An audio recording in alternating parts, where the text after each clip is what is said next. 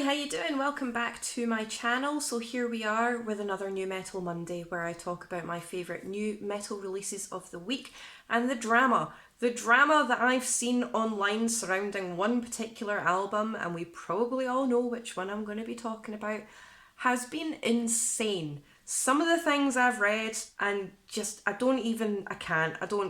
just mind-blowing, absolutely mind-blowing, but I am going to definitely get into it. So I've got 4 albums for you guys this week, and I'm just going to jump straight in because there's an awful lot that I want to say about one album in particular. And that album is Blackbraid with Blackbraid II. Now, if you've not heard of Blackbraid, I don't know where you've been living, but you've got an awful lot to catch up on. This is the second album from the atmospheric indigenous black metal project, and it's just out of this world. I cannot even begin to describe how good this album is. Actually, that's a lie, because I did actually write a full review on it for This Day in Metal, which I'll include in the description box below if you want to read my blow-by-blow account, track by track, and a lot more detail than I go into in my videos. So check it out. Check out the website in full. We're adding things all the time. Check it out. It would help me out. Thank you very much. But anyway, Blackbraid II is an absolutely stunning record. Now, I really enjoyed the debut album from last year, and it did make it into my top 40 of 2022. But this record has taken everything from that first debut and just capitalised on it and just expanded it, and it's just absolutely amazing, and it's nuked that first one right out of the water. I adore this record, and I'm just going to announce this right now. This is definitely top 10 material for me, so I wouldn't be surprised if it maintains its current level in my top 10 of 2023. Yes, I know we're only in July and I've got months to go before I even have to start thinking about my album of the year, but unfortunately I kind of have to because it's sitting at 51. My top 40 albums of the year are currently sitting at 51 and I've still got months to go. Somebody send help, thank you. But this is proper atmospheric indigenous black metal, and it is so aggressive and it is so brutal, but there's a little bit of melody in there as well, and the traditional elements in this, the flute in particular, that you can hear throughout this record, it's just an otherworldly album, and it made me feel things that I wasn't aware that I could feel. I did tear up at one point listening to it, I'm not going to lie.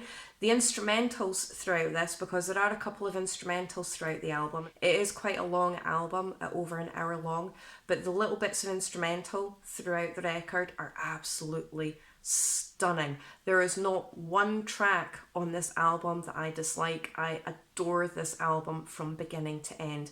So if you've heard all about Blackbraid but you haven't checked out the records yet, I highly suggest that you do so.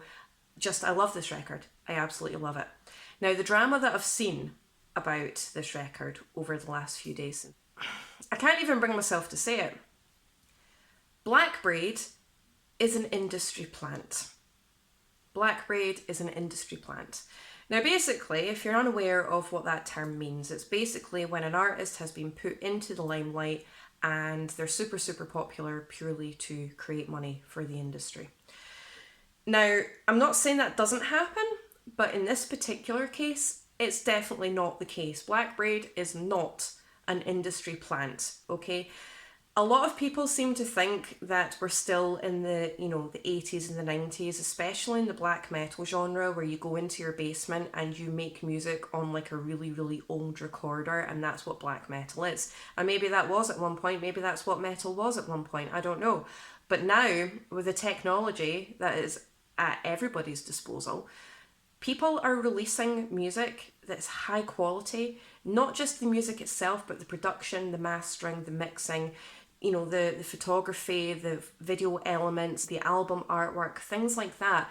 There are a lot of really, really talented people, and with technology that we have now, it stands to reason that people are going to self-release material when they've got the knowledge and they've got the talent to do so, that is going to be absolutely top notch. So it doesn't necessarily mean that they're an industry plant. And to be honest with you, I find that quite insulting. Again, I'm not saying it doesn't happen, because of course it happens. But in the black metal industry, Really?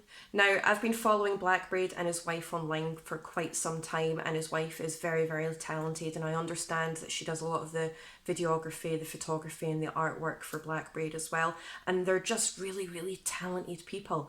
So to say that, oh, because they're so talented, they must be an industry plant. Nobody who self-releases albums is that talented. Yes, they are, and it's happening more frequently. So to answer the question, in short, is Blackbraid an industry plant? No, that is stupid. I'm not normally this strongly opinionated, but this really, really irked me because there's literally no basis for it whatsoever apart from the fact that he's talented, therefore he must be an industry plant. No, it doesn't work like that. But I'm going to stop ranting about it because I'll literally go on for ages and I don't want this video to be too long. But I love the Blackbraid record. It's definitely top 10 material for me. I don't believe he's an industry plant because even saying it's embarrassing, you know, I can't.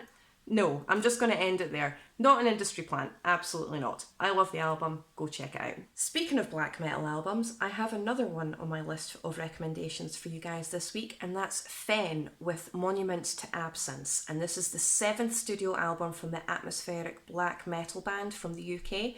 And this record is also incredibly beautiful. It's very, very brutal, it's very harsh, it's very demanding, but also has a lot of really haunting moments laced with melody as well, and I absolutely adore this record. So if you are a fan of the likes of Enslaved, for example, particularly their later stuff, you're definitely going to want to check these guys out. Okay, so next up on my list here, and I had to include this, it was a highly anticipated record for me, but I didn't realise I was going to enjoy it half as much as I did, and I really, really loved this record. And that's Nita Strauss with The Call of the Void. And this is the 2nd studio album that the guitarist has released. Now, she seems to have blown up out of absolutely nowhere over the last few years. I think she's most famously known for being the guitarist for Alice Cooper on his most recent tour run, and the talent that comes out of this woman is absolutely unreal. I adore this record.